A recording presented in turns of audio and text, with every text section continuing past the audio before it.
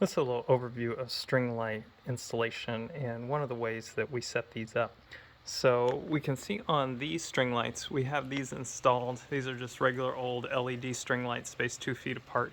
And you can see those are installed with eye bolts and then S-hooks, which are crimped in. And that works a lot better than using zip ties.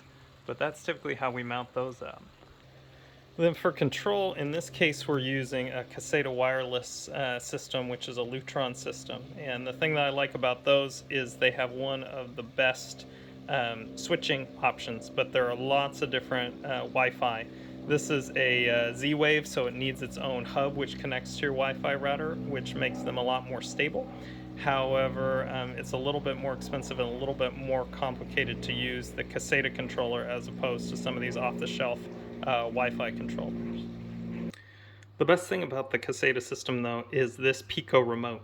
So the Pico remote then turns on and off the light controller that we just saw.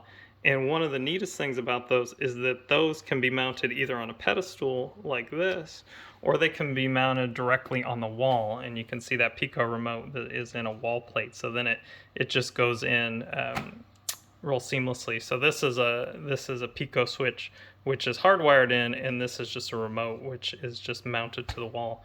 But it makes it real easy because then we pop that, and then we can see those are on. The Lutron system is super responsive, and then when we're ready to shut off, we're just back at the Pico remote.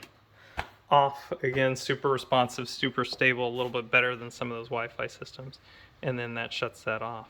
But that's an overview of one potential way to control some string lights.